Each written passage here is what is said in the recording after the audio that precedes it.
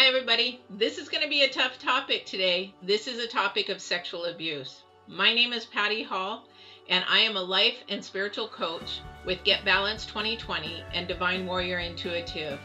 This is my story of sexual abuse, how to survive, heal, and live with sexual abuse. I hope this helps in some way. And also, too, it may show you some red flags to watch for if you think somebody is going through it. Now let's get started.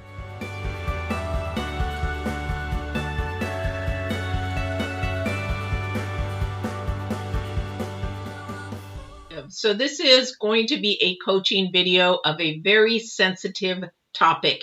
It is going to be 3 parts because it is very intense, probably to some of you, or maybe a little shocking to some of you, so that you can process and see if this might be happening around you or in your family, or maybe that a little one is trying to reach out to you and you don't even know it.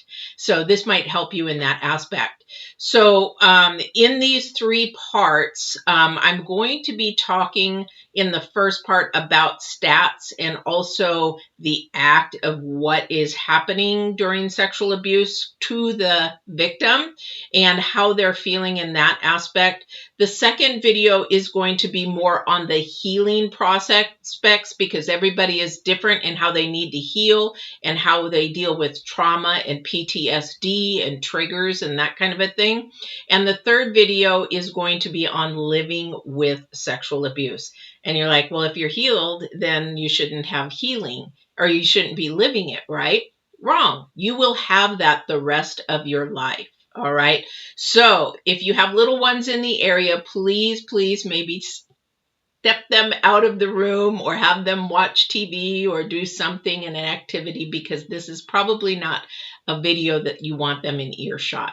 All right, because it will get sometimes graphic, and I don't mean to do that to be disgusting. However, I do want to really get home to how it is. And the reason why I'm doing this is because I am a victim of sexual abuse, emotional abuse, and verbal abuse, all from that same person. So we want to get started. Are you ready? So one of the things I want to touch on first off is that a lot of people think, oh, it happens, but it's nobody I know, right?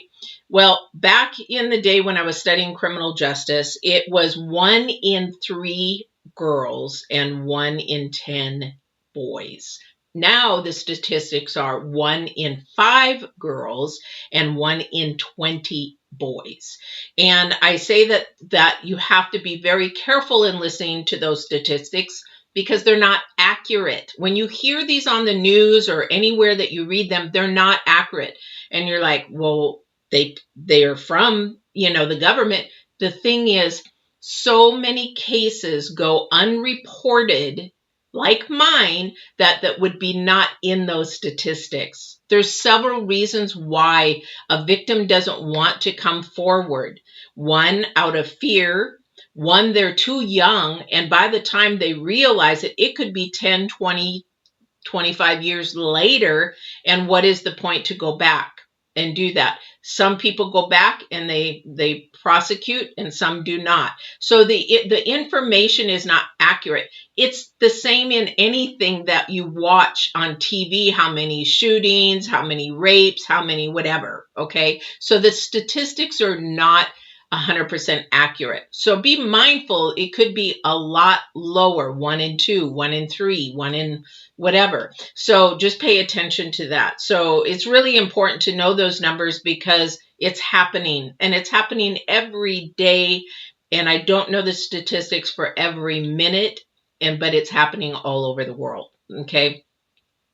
So those are the statistics. One of the things that families look at is they have no idea it's happening in their family, or maybe somebody close to them is happening. Usually it's a child, and unfortunately it could be a child that is from a infant on up to whatever age. I mean, for me, I can't remember many parts of my past before 6 years old. So it could have started before that. And we'll talk about trauma and blockage and things like that as well. However, mine stopped when we moved to Oregon, and that was because there was another person involved, like a grandma, so that there was somebody watching, and so it stopped. Plus, also, he was at an age to have boyfriends and girlfriends and things like that. So a lot of the times people think that it is a family member. It's not necessarily a family member. It could be somebody that is close to the family, or per se, dad has a new girlfriend, mom has a new boyfriend, and it can happen in both ways. A female can actually sexually abuse a male, and a male will sexually abuse a female. Unfortunately, it's more the male sexually abusing the girl. Okay. And I say girl because these are young girls. These are very young girls at very young ages where they can't do anything. So, but the thing is, a lot of parents, as a victim, speaking as a victim,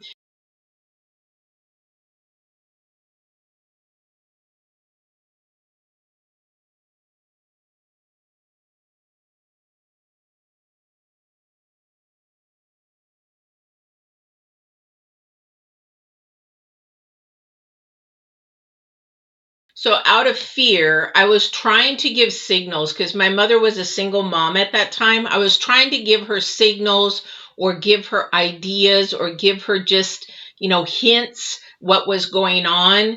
But because of that fear as a child, because again, mine happened very early, I was scared that maybe if I said something or told something that that the perpetrator would actually hurt me or hurt her, because what happens in these little children's minds is that perpetrator will tell them, don't tell anybody, don't, they'll place fear. Or my thing was, back in the day, I loved horses, right? And there was a place to ride horses really close by, and so but it was a riding place. You had to pay, sort of like, just the dude ranch kind of horses. And so I would take coins off my mother's dresser to go ride the horses after work.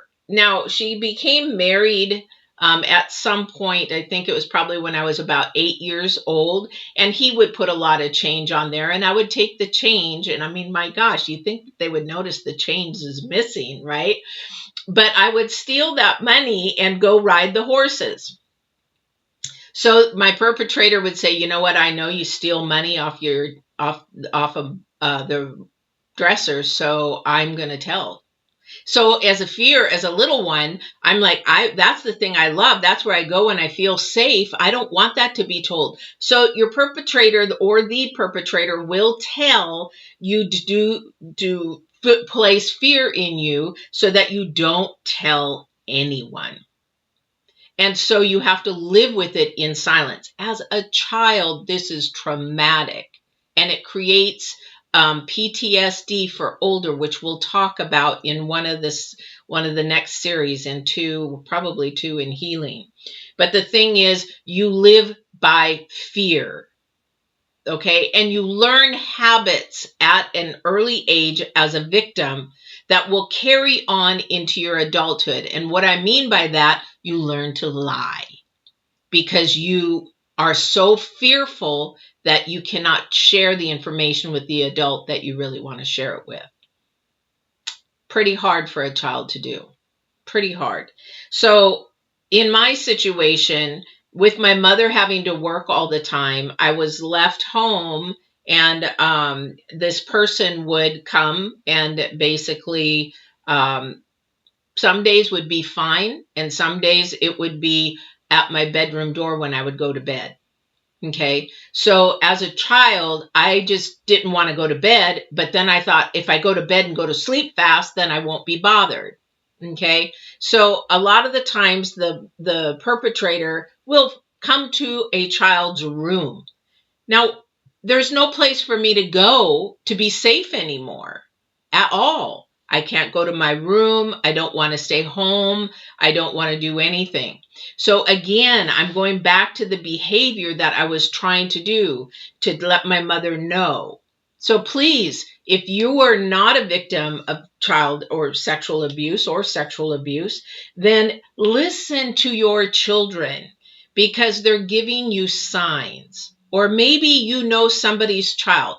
Biggest sign for me was my mother was getting irritated with me because I always wanted to go with her. It didn't matter what, where, when, why, and how, but I wanted to go with her. And I'd almost cling on to her, and she would get mad at me saying, "What is wrong with you? You know, I need to go to work." She owned a Dairy Queen and changed to a Dairy Snack later. However, I would want to go and be at I said, "I'll be good. I'll just sit at the table. I'll do my homework. I'll do whatever." I would be almost begging to go with her. Please listen to children that have a need to be with somebody and not in a space where they sort of have a fear. That is an indication. Okay. So this person would come to my room and then they would make excuses and they would just say, "You know what? I just want to, come in for a minute." And at first I wasn't sure what was going on. I was like, well, okay. I mean, I'm trying to sleep, but okay. And I'm very little at the time, so I didn't understand why they wanted to come in. However, what I did learn very quickly is that they wanted to fondle me. Okay. And then as I had to be home and this person would be there and I would be having to get fondled more and more and more and in more deeper fondling to the point where that they would have to put a pillow over my face so that they didn't have to look at me while they were doing it. Sometimes the pillow would get so heavy that could not breathe and I would just have to push and I was scared. I didn't know what was happening. So the more they fondled, each time they fondled more and more and more, what happened was even though they would place a washcloth over me to ejaculate on, then I was like unsure what was going on. I just didn't know. All I knew is I didn't like it at all. There was a point where I felt very guilty. Now, this will come in your healing later. This will come in also living with sexual abuse. The thing is, what I didn't know and understand was at some point the touching touched my G spot and I actually liked it. So I felt very guilty. Now I felt like I was the wrong one because I sort of liked that, but I didn't like anything else. I felt sort of good. So I didn't like anything else. But now guilt began to set in. Not only did I not like what was happening, I was scared, but I also felt guilt because that one time actually sort of felt good. So now I have guilt on top of everything else. But I still wanted it all to stop. So as I got a little bit older, we got to remember this is probably maybe age 6 on, that around the age of 8 or so, I went to our neighbors who was all girls. They had all girls. And I said, "I can't hold this in anymore. I got to tell them." So I told the oldest girl, and I said, "I don't know what to do." And they said, "Well, just tell him you started your period and you don't want to get pregnant." And I'm like, okay, I don't know if that'll work or not, but I'm going to try because I was willing to try anything because I wasn't able to go to work with my mom and I wasn't able to go somewhere. I would also please watch how many times your children want to go stay somewhere else. They want to go spend the night over at somebody else's house. If they're spending the night over at somebody else's house a lot, that may be an indication, they might be just enjoying their company, but I would say that is a red flag if there's other people around that may be being the perpetrator. Okay, you have to listen to your children. You have to listen to the children. The children are innocent, and this will damage them for the rest of their life. You can heal, but you will definitely have this the rest of your life and have to live with it. So it's really important if this is happening to nip it in the bud immediately because the damage can be much more minimal.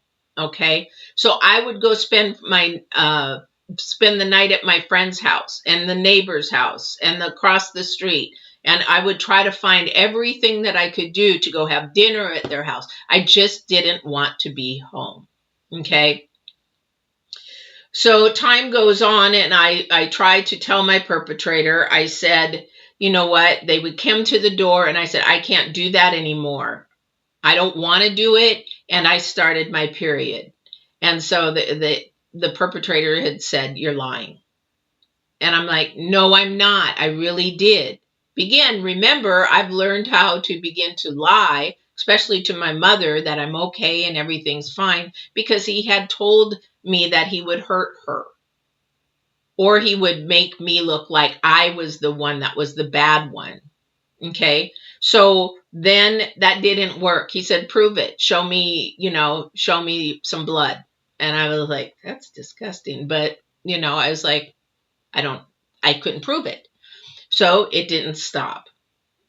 So, long story short, I'm not going to go into the gory details of all of everything else. No victim wants to go and tell their story. This is why it doesn't get reported, because you have to go through every account, everything that you've felt, everything that you have done, and you also have to face your perpetrator in a court of law.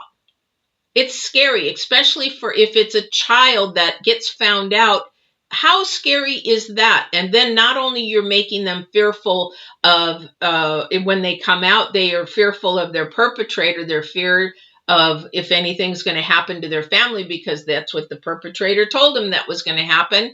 Then they've got to go to the court and face them, and they're feeling like they're the one that caused it all. Now they've got to understand what the justice system's about, and it becomes fearful of the justice system, especially if things don't go well. Okay. Okay. So long story short, we're going to move on towards the end of it. And so he got very bold one day.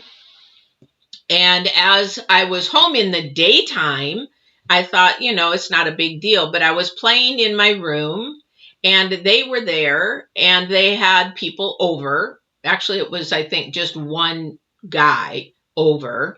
And they asked me to come into a room. And I was like, okay, why? For one, it's daytime. I wasn't worried about it because nothing happened in the day. It was at night.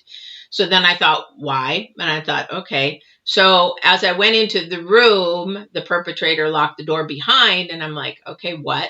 And he goes, I want you to take off all your clothes. And I'm like, no. And he's like, I want you to take off all your clothes. And I'm like, why? And he just made me do it. So now I've got two people staring at me as I'm naked. Now remember, my mom works, okay? But for some reason, God had her come home early that day, and she couldn't see anybody in the house. So she went upstairs and noticed the door was closed. She tried to open it and it was locked, and she demanded that the door get unlocked. And there I'm standing butt naked in front of two people, two men, and I'm like scared to death because I knew I was in trouble. So my mother asked me to grab my clothes, get dressed, and go downstairs. And my mother reamed that person and told the other person to get out. And from that day forward, it was known to that point. So a reason why I say that point is that at that time, that's all she thought that happened, that one-time event or whatever. But remember, I'm still fearful. So I'm downstairs sitting at a desk, the old rolled secretary desks we had sitting in a hallway, and I was crying my eyes out. I thought, I'm bad, I'm horrible, I did this, what did I do? Why did it happen? I was a little girl going through all kinds of things. So you got to remember, this is so fearful that it is just internally killing the child inside, because they think that they're the one that is wrong and bad. as my mother calmed down and consoled me, she told me that it wasn't my fault, and I was, is there something more that I need to share? Of course, I'm not going to share because I was told that I was going to be in trouble, that kind of a thing. And I just wept and wept and wept with her, and that was it.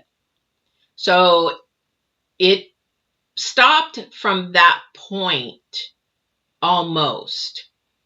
But at this point in time, I don't remember if anything else actually happened after that point because the trauma was so strong. All right. So fast forward as I grow up. Okay, we get ready to move from Upper Michigan to Oregon. Okay, so it pretty much stops because he gets older. Okay, but this secret is kept in my heart all my life until I'm probably in my late 20s.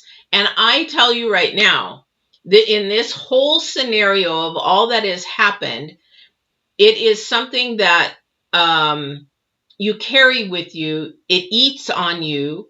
It eats on your self-esteem. It eats on your self-value. It eats on everything else. So a lot of you watching don't know that I went into bodybuilding in I think I started in 91, and God had put me there, and I was heavy. I was like 215 pounds. And then I was on a bodybuilding stage a year later at 136. And the reason why I'm sharing this is because a lot of young ladies and boys become overweight because we ended up eating out of comfort and stuffing our food because we don't know how to relate to that.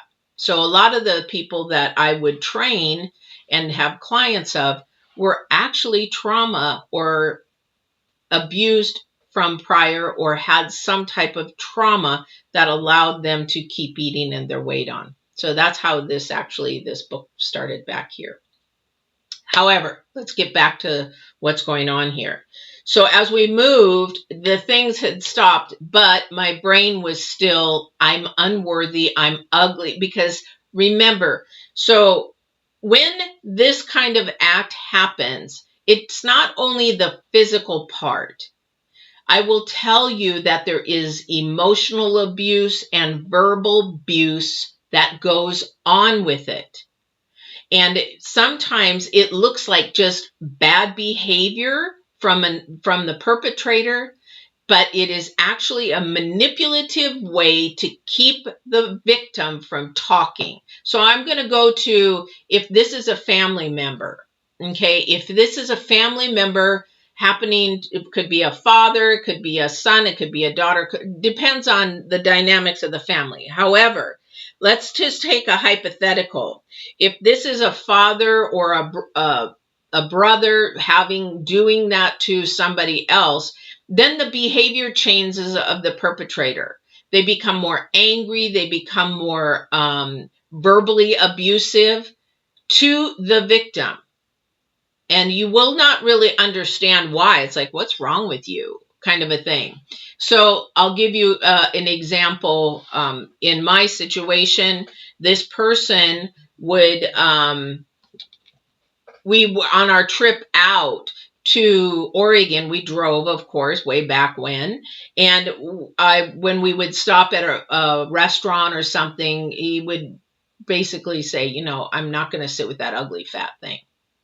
And that's just one of the scenarios. But the problem was my mother allowed it and let them sit at another table, like at a counter or something. And that is the wrong, I'm going to talk to the parents for a second. That's the wrong thing to do. You're enabling bad behavior.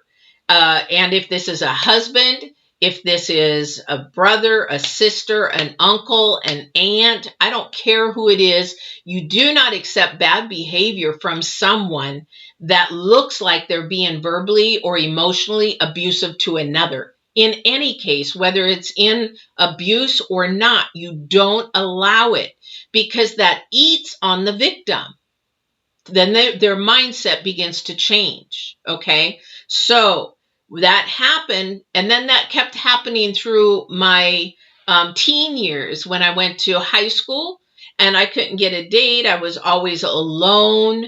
I didn't have any friends really. It was really hard to make friends because I had become so enclosed in myself. I didn't really know how to be myself. So around sixth grade, these are things I want you to just notice. Some child might be, becoming more withdrawn, and you don't understand why. Why don't they have friends? Or why are they always wanting to be alone, away from everybody? They're trying to find a safe place, is what they're trying to do, that they can be safe and that they can do some things that they can enjoy as much as they can without thinking about all this internal struggle that they're going through.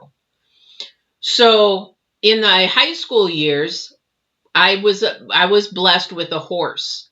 And so I would spend all my time out there with my horse. I would just be doing everything with my horse. I would cry on my horse. I would tell my horse all that was happening to me. And this could be a pet. This could be a dog, a cat. If you see somebody latching on to an animal, this is their solace. This is their safe haven. This is their sanctuary. This is really, really an important behavior to be watching for. I would always be out at the barn. I didn't care if I had to clean tack, muck the stalls. I didn't care. I had my horse, and my horse was my unconditional love, which I did not receive. My mother was too busy working.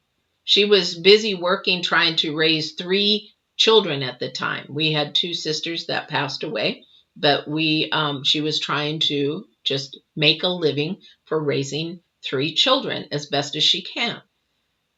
She didn't see the warning signs. She didn't see the behavior changes. She didn't pay attention to those things.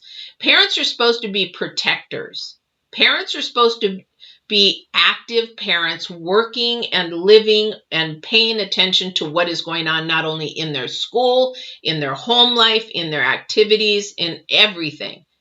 Sometimes in this world today, we are so busy that we don't take the time to do that. If you're in a 2-parent home, you should be able to do that at some point. You got 2 parents. With 1 parent, it is really hard to pay attention to everything, especially if you have more than 1 child. And usually this doesn't happen if there's 1 child. However, it does happen because we have extended families that come in that are wolves in sheep's clothing, pretty much to per se. All right. So, long story short, let's get to the end of this, because the next thing I want to talk to you is about healing.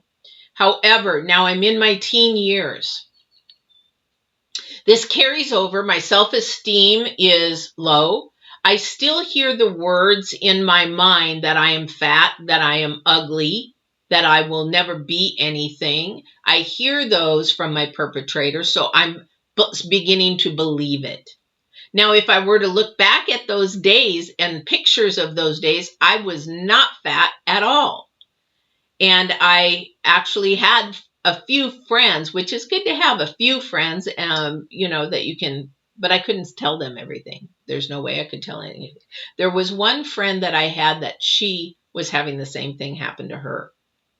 Only it was still happening to her. And so we could share our stories. Okay. And we'll talk about that in healing later. But the thing is that it carried over. Now it will carry over, and I'll share more stories about living with it, because in my 20s, it didn't stop with other men coming towards me and making advances. And one person actually held me and asked me to kiss him at one point and wouldn't let me go until I did. And I said, if you don't let me go, there's going to be trouble.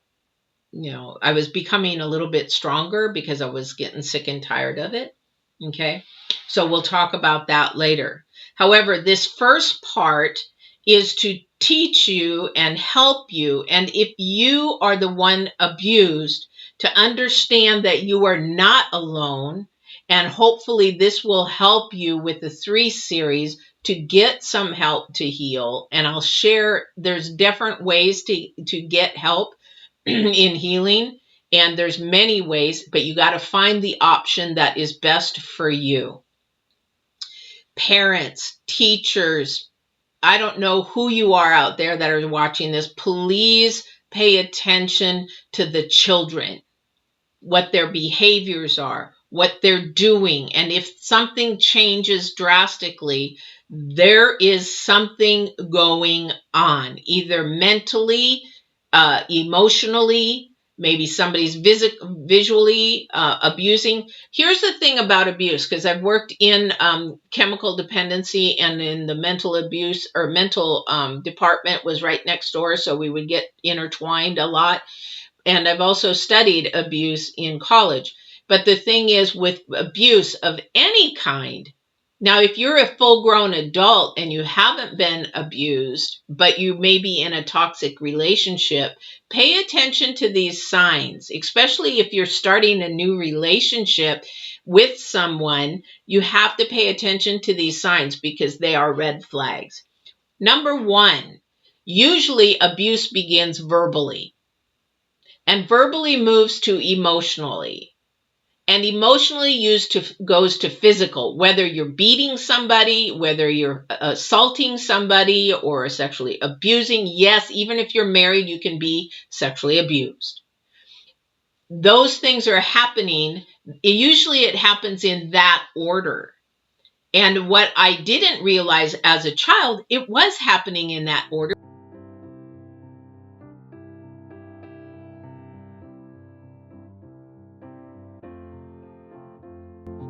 Put that vase or candle holder, like shown on the thumbnail, back together, then we have the parts all still broken. You feed pieces everywhere. So this is really, really huge to get to the psychological thing. So it wasn't until my 30s that I actually began to heal, because I was like, okay, I'm doing things wrong. I'm not quite sure why, but I need to start working on myself. And as I picked apart and picked up the pieces one by one as they were shattered, I was seeing that a lot of the choices that I was doing was based from being a victim of abuse. Okay. And reason why was I became very promiscuous. And the reason why I became promiscuous is because of my core foundation of being sexually abused, that I thought that was the only way that a male was going to show me love. And that's what I did. I thought, okay, you're going to show me love. You're going to be interested in me. So why not? Because I didn't understand the value of my womanhood and the importance of my body to myself at that time. So I became promiscuous, and I'm like, I don't like this. What you know, they you get on your back and then they leave. You get on your back and then they leave. I thought you liked me. I thought you loved me, and that's why I got on my back. And no, completely wrong. And even as my coaching, what I do here in Get Balanced 2020 or Divine Warrior Intuitive, I teach not to get on your back, because that is the last thing you want to do, because that is that's not love. I mean, it is love, but it is in a different form. It's a whole different ball game. I just learned that getting on my back was not the way that people actually really love you, especially when you get on your back right away. All right. But that was one thing. I became promiscuous. The other thing was my life was spiraling down. It was, gradually all my decisions and my choices that I was making was based on this broken foundation of who I was and how to get ahead and how to find love and how to get accepted. Because remember, back as a child, I didn't have that many friends. I was afraid. And so even as an adult, I was afraid to make a lot of friends. I didn't really want to, I didn't know how to socialize because my self-value was so low. And I was very negative because I'd seen so much crap and I've had so much crap done to me. Why not? Why not be negative? right? So my life began to spiral down. Okay. So I began to realize in my early 30s, I need help. I need really, really help. And in my late 20s, I think I went to a secular counselor a couple of times. I went to one or two, and I can't even remember what they told me, to be honest, because they didn't work. So when I'm talking about healing, there's many options that you can do to heal from being a victim of this. And what I mean by that is, and I'll share with you mine, but you have to choose what's best for you. Or if you are not the victim, you need to realize that one way isn't always the right way. Oh, let's put her in counseling. Let me tell you, secular counseling did nothing for me. Nothing. They made me, yeah, think about things. But I think the most thing that I remember from a secular counselor, which doesn't have anything to do with the sexual abuse, but with my mother, and all I remember is you're going to keep beating your head up against the wall for affirmation and you're not going to get it. That's what I remember, because I became really angry at my mother for not protecting me. Okay. As I got older, I was like, why didn't you protect me? Why didn't you pay attention to all my signals? But remember, she did not know the whole story. She didn't know that whole story until I was in my 20s. Okay. And I'm sharing this. It was just like everybody's saying, well, what does this have to do with healing? What does this have to do with healing? I'll share with you in a minute. But she didn't know the whole story until I was about 30 or so. And my perpetrator had a family and had 3 boys. And basically, or is it 2 boys? I don't even remember. But the next thing was that my mom wanted to visit this family, and I'm like, I really don't want to go there. I really don't want to go there. But because she didn't know the whole story, I basically said, okay, whatever. Because she was older, she didn't want to drive alone, blah, blah, blah, blah, blah. So we went, and then they shared some big news that they were pregnant again. And I was like, in my mind, I was praying, I pray it's not a girl. I pray it's not a girl. Please, Lord, don't let it be a girl. Because I didn't want that to happen to the girl, because I didn't know if they were done playing with little girls or not. So on the way home, um, my mother and I were talking about this family, and I'm like, yeah. And she goes, well, I said, well, I just pray it's never a girl. That is the worst thing you could ever say. That's mean. That's not nice. That's rude. And I said, well, and then I said, you know what? I'm done. I'm old enough now. I'm adult. I can go ahead and share it. And I shared the rest of the whole story with her, and she about drove off the road.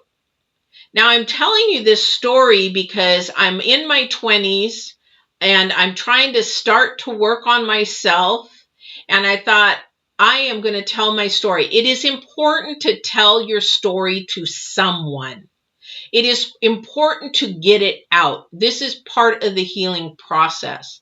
You have to get it out to somebody who believes you, who understands you, that you can trust. Because several times my mother would think that I was telling a story or not honest about something. And so I wouldn't be believed. Was it because I was lying before? No. It was because she thought I was fabricating things. She thought that I was making things up in my mind. And the reason why I believe she thought that is because God had given me some abilities of discernment at a very young age. And so I had carried that discernment, and I began to be having a relationship with God or divine or whoever you want to call it as a very young girl while I was going through that abuse. We went to Catholic church, but I didn't really know God, but I had a relationship with God.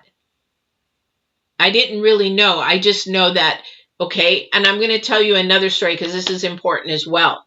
But the next part of my story is, as that little girl, we need to have a safe place. I never had one. So my relationship with God, I quite didn't understand, but my mother became friends with the priest from our church. And we would get invited as, families up to the cabin of this church priest. I think he bought the rectory. It was like 5 bedrooms. It was huge. It was huge, and up on Lake Michigan. And every time we would go on a weekend in the summer or the spring to clean up, we would have to clean everything up. I was so happy because I had not only my mother there, but I had a father figure there because I never had a father figure. I had a father figure there that would protect me and I could be around. And he loved me unconditionally and would allow me to cling on to him. But not only that, sometimes other families would be invited, but I knew when the perpetrator wasn't there that I would have peace and solace and I could be happy and be who God created me to be. It was the most sanctuary place, safe and calm place, peaceful place for me. Why do I share this story? Because that has to be part of your healing. Where is it, if you are a victim, where is it that you can go that you are happy, you're joyful, you feel safe, you feel calm, you feel loved and unconditional love? Now, if you're not the victim and you're watching this and trying to educate yourself, and you may know somebody that may be a little introverted, where do they go? Where is it that they go? Where do you go when you want to feel safe and connected and just at peace? Okay, so that was where I would go. But you got to remember, I had a special connection with God. I had a discernment. So God would talk to me as while I was there as well. Okay, so on the healing side, I'm sharing these stories because to heal, you have to have someone safe to talk to. You have to have a safe place to go. Now, being that I have other abilities, that my safe place is nature and animals. What is it for you? What is it for the person that you know that they would absolutely love to get unconditional love from or feel or have freedom of peace and mind? That's a huge, huge thing. You have to find that. I didn't know that until I was probably in my 30s. Where do I feel the happiest? When I'm camping, when I'm in nature, when I'm around horses. Horses have been my life since age 9, so I wanted one in my closet. But I feel comfortable around horses. I feel connected. This is something that somebody needs to feel. This is part of healing. Now, the big part of healing is to understand your behaviors, what is going on. Are you lying? Are you being deceitful? Do you have repetitive patterns that are more destructive than constructive? These are things that you have to sort of look at. Are you meeting the same guy or girl over and over and over again in the dating world that just ends nowhere, and you're choosing and making decisions based on the broken person, and it's not healthy and toxic? And how you can tell it's healthy, that it's toxic, is that you bring it to a level that you are being destructive to each other than constructive. Okay. If you're lifting each other up and you're happy and you're joyful and you're supporting and you're promoting and that kind of a thing, that is constructive relationships and a healthy relationship. What I'm talking about is destructive, toxic. You put each other down, you cuss each other out, you scream at each other, you yell at each other, you cannot communicate, you're not on the same page with each other. It's a spiral down rather than a spiral up. So that is what I'm talking about. A lot of people that have gone into relationships that are victims have not done their own homework in their own singleness, that it is detrimental to the relationship. I often wonder, because my mom gave me many, many stories on her deathbed that just blew my mind. But I almost think that she was a sexual abuse victim as well. She went through 5 different marriages. She had several different men in her life. Her view on herself, she had to, wonderful, wonderful woman. I love my mother to pieces. But that is something that I've always wondered, and I will never know unless I read her journals. She was a journalist, and I've got bank boxes of books and her journals. I'm like, oh my goodness. But what I'm saying is, you really need to look at your relationships if you're in a relationship and pay attention to that, because there you can fix that with coaching or good psychology, or psychologist or psychiatrist. But sometimes just coaching or counseling helps that, and it gets you two on the same page, because maybe you're both broken. Maybe there was abuse in one house and there's abuse in this house. Two broken people have a really hard time with healing. It's hard to heal together. It's okay to be supportive. When you're looking at healing, you look at like alcoholism. You go to support groups, and when you guys are healing, you support each other together. However, if you were to get into a relationship and married, you still need to be separate. You got to wait to do that so that you can heal, and come together whole, not healing and healing. Okay. So there's many ways of healing. So there's a secular healing, and I talk about that as a counselor, as a psychologist, as a psychiatrist, and somebody that can help you from a mental level of book knowledge and understanding the science of the brain and how the brain works and human behavior. Or there is also counseling that has more of a spiritual side to it, how to heal from within your spirit and your mind. Then you might say, like a Christian counselor, a spiritual counselor, a light worker of that kind of a nature. It all depends on what your belief system is in how to get healed.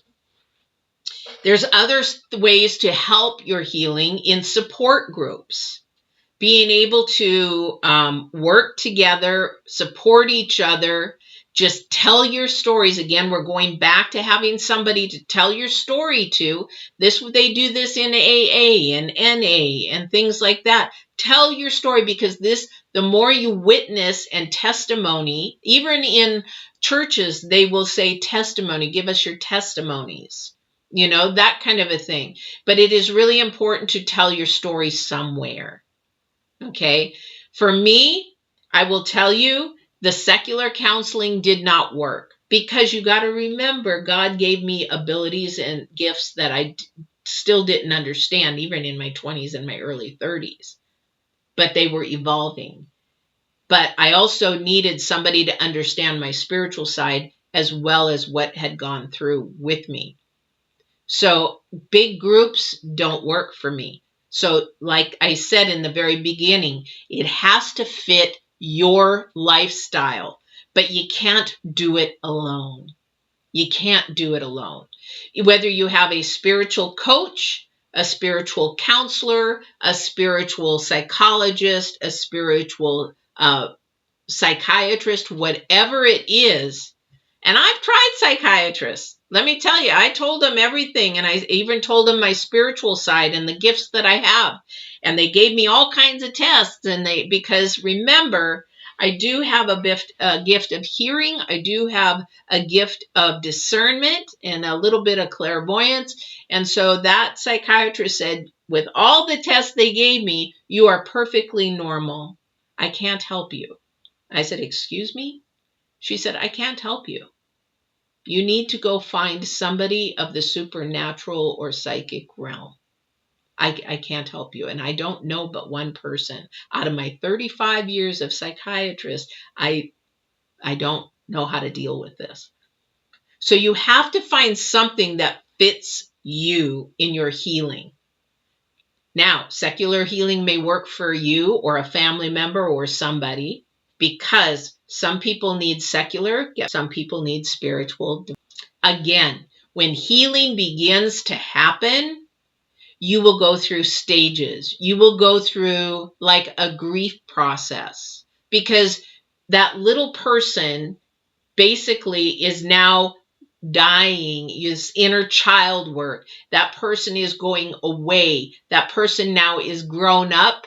And now this big person is going to protect and know that that will never happen again. And the transformation of the mind has to change. It is a grief process. It is going through, the denial of really the choices and decisions you're making in your life is caused from your core foundation, which was the abuse.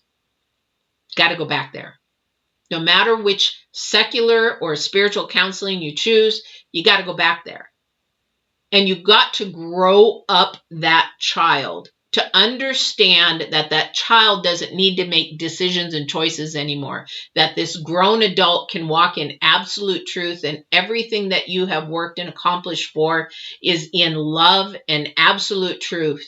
Now, if you've grown up with lying and manipulating and all that kind of stuff that I've talked about, that has to change.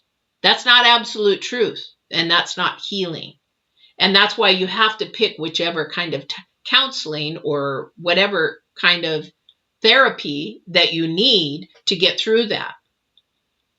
So for me, I would have God as my counselor, which he always is, but I became very different, even all the way up till my 40s and almost 50. Now, in section 3, I'm going to talk to you about living with sexual abuse, because it never goes away. But in my 50s, it is when I did my most healing. I think it was around 51 or 52. And I did my most healing. And the biggest trigger for my healing was not only my girlfriend, who does inner child work and helped me through that because she's very spiritual, but was a show called, and I don't know if I can say it on YouTube, but I think it's Ilana Fix My Life. And there was a child abuse victim as a grown man that had gone through almost everything that I went through. And I don't know what the trigger was, but that started my healing, and it went boom, boom, boom. God and I worked together, and boom, boom, boom. It was like, I can't explain it. When your healing is in a process, it literally feels like chains beginning to fall off your body. The day that I worked on my inner child and told her that it's okay, you're all grown up, and I am not going to ever let anything like that happen to you or me again, because now I'm a grown adult and I have the power inside my spirit to control and never let anything hurt me again. So it's growing up that child, and that's what the healing process is. Because when I walked from the secular, the world way of thinking, to the spiritual way of thinking, because that's who I was from the very beginning. That's my calling and my passion, and that's my purpose, is that I began a mindset of walking in absolute truth. And that was more freedom, because I didn't need to lie about anything. If you don't like me, you don't like me. I can't stop that. I am who God created me, and that's who I am. And so it began these layers of coming off, of all shedding off. It's like like I share in some of my videos, it's like that snake who has the old skin peel off as he moves through life, and that old skin gets left behind. That's exactly how it felt, until literally one day, I literally felt like I could imagine these chains falling all at once, and I felt 1,000,000 times lighter. I'm not blowing smoke up anybody's wazoo, because the thing is, that's exactly what happened. And that's how I felt. And I still feel that way today. So when you get through your healing process, you are going to feel much lighter. You're going to walk in absolute truth. You are going to love yourself, and you are going to make better decisions and choices, and you will have better standards and pick the right person for you because you're going to stick to those standards. And that's what I want for you. So you have to sort of look at what is the best way for me to get healed. Do I go secular? Do I go spiritual? Do I go psychiatrist, psychologist, counselor, or a coach? So number one, from video one, you need to find a person that you can trust and tell. Okay. And from this healing video, same thing. Find a person that you can trust and tell. Find some support. Find help in a counselor, a coach, a psychologist, or whatever. And find a support group if that's for you. Maybe it's not. I'm an individualist. I'm a lone wolf. I don't do well with that, but I do have to have people around me. And the people that love and know me the most, they accept what has happened to me and actually feel bad, but I say don't, because God is using the bad to create good and to help others. So this is the healing part. Now, does it stop once those chains are all broken off? Now I said, wow, I feel good. I feel free. I feel great. I'm ready to go. I'm ready to make good decisions. And as soon as I start thinking I'm going to lie, nope, I'm telling the truth. I'm being absolute truth. I'm walking in God's absolute truth. There's a difference between earthly truth and God's truth. God's truth is consistent and never changing and has a standard that will never change. Earthly truth is whatever anybody's opinion is, whatever their experience is, or whatever it is truth. I don't follow that because it is always changing and is based on opinion. Okay, so I really look at spiritual truth. But it did, I will say that my sexual abuse kept my maturity very young, and maybe that was the reason why my marriage didn't last. And I look back at that now and I know it. The choices and decisions I was making, my immaturity and my levels of my maturity back then, even at 41 is when I got married, damaged my relationship. And again, I was still in not understanding why I was doing it, because I wasn't getting to that little person in that core foundation and growing that little inner person up and making that person realize that everything is okay because I'm an adult now. And get ready for section 3. So actually series 3, and we're going to talk about living with sexual abuse.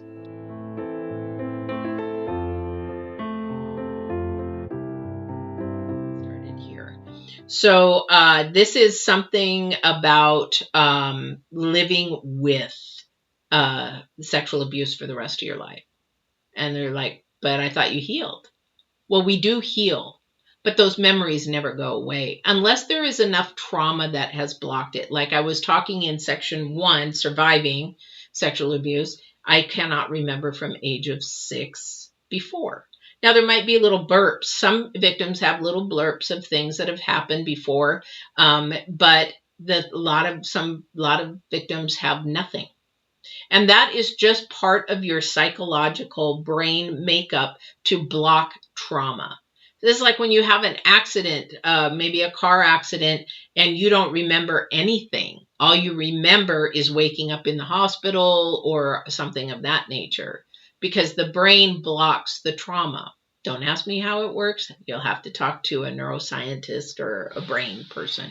However, I do know that even when you are completely done with your healing, and if you're working through that, even at this point, to get to the living part, there's going to be triggers. Okay. And because you still have memories, and it doesn't mean that they're bad triggers or good triggers, but they are triggers. And so you live with that the rest of your life, or it becomes sort of a back burner kind of a thought process, or it's there, but you don't think about it anymore unless something pops up. It could be a name of a person. which would be your perpetrator or something of that nature. It could be a touch from a person. It could be a sound, a smell. It could be anything that triggers you. These are just ideas.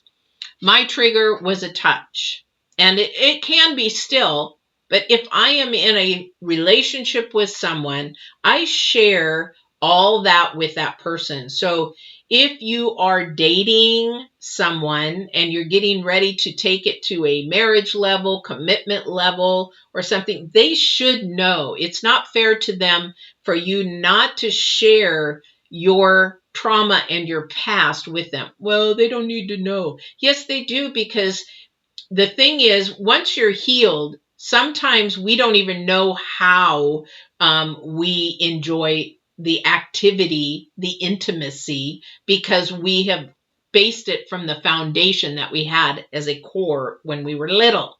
So we have to learn new things living with it. So we have to learn that touch is good. We have to learn that expressing ourselves in many ways of intimacy is okay. We have to learn that the other partner is loving us unconditionally to allow us to open up and be ourselves. So if touch is a trigger, this is something you need to share if you're in a relationship or going or wanting a relationship. That still may be something that you need to heal from, but you need to find out how to now. I need, for example, let's do a hypothetical. If you are meeting somebody and you've been dating for a while and you want to go to the intimate level, just say, you know what, here's my story. And I need somebody to help me learn what I like and what I enjoy with my partner. I don't know. And as person in my 30s, I was terrified to tell my ex-husband. Or actually it was 41, excuse me, 41. 41! I was terrified to share with my ex-husband how to touch me, how to whatever. He was very healthy and did not have any abuse or traumas in his life as far as that. And so it terrified me to have that openness, and I couldn't share it because I still had the core foundation trying to control my life. It's dirty, it's bad, you're the guilt kind of stuff. My healing wasn't complete, even at 41. So when you're living with it, you have to know what your triggers are and how strong those triggers are or how much they're on the back burner. So that is the main thing about living with it, because it is not going to go away. The only way that you could get it to go away is erase your brain or have the trauma there that you don't remember.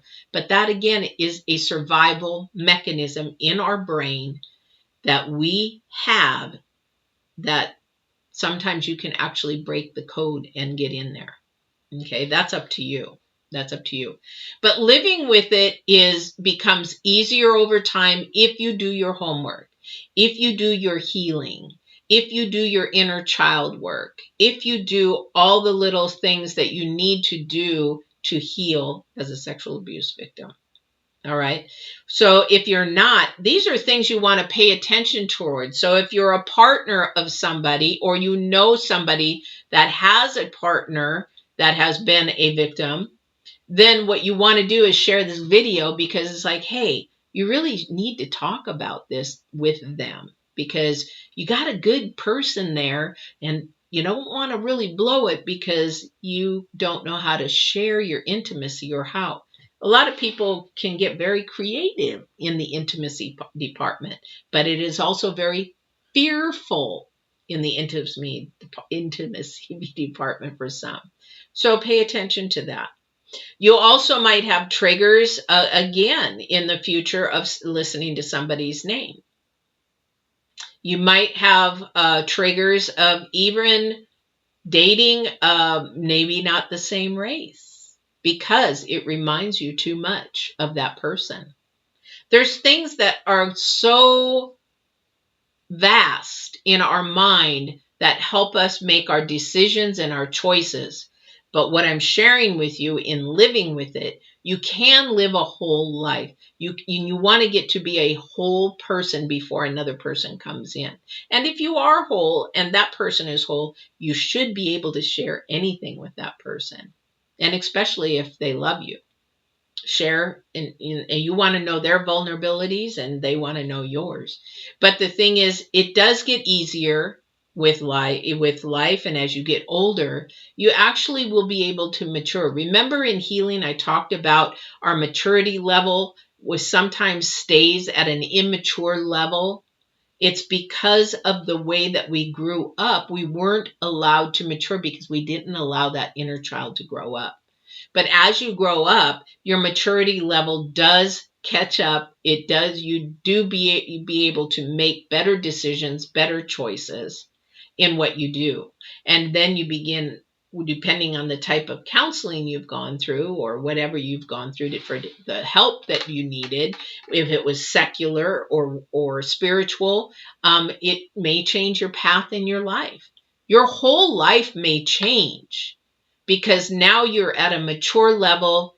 You are at how God created you to be. You still have that. And that's why I posted that picture of the glass broken, but the little, what do you call it, candle holder or vase all pieced back together. You are pieced back together. However, it is not the same as before it was broken.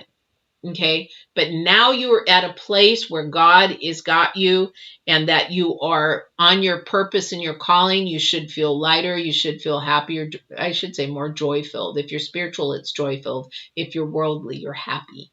Very big difference. Watch my channel. But the thing is that you are now on your path to where you should have been way back here. But again, living with this, continue to share and tell your story, because the thing is, when you do share your story, there might be a little nudge inside you from your spirit saying, you should share your story with this person, because this is supposed to be something that turns to good. And the good is for you being maybe a support to somebody else, maybe joining a volunteer support group for victims advocacy, or just support groups, a volunteer, that kind of a thing. Or maybe you want to be a coach or a mentor, or you want to be a volunteer at a school so that you can just volunteer where your passion is, but you're around children and you can see the behaviors and maybe you can catch some red flags. I don't know what it is for you in your life, but I do know from experience and through a lot of hard work, soul searching, and I would say without the divine, without God's presence in my life, every single day, many times a day, we talk all the time, and prayer and meditation, I would not be the whole person that I am today. But the thing is, you can live a very healthy, very absolute walk in the truth life. You can change your life completely around. And the thing is, I want to share with you, if you are feeling like your life is spiraling down or it is stuck in a tornado at the top and it just keeps spinning, then you need to finish more healing. You need to find out what it is that you're missing in that healing and hit that, because that's the weakness that is holding you from releasing that so you can spiral up. I've been there.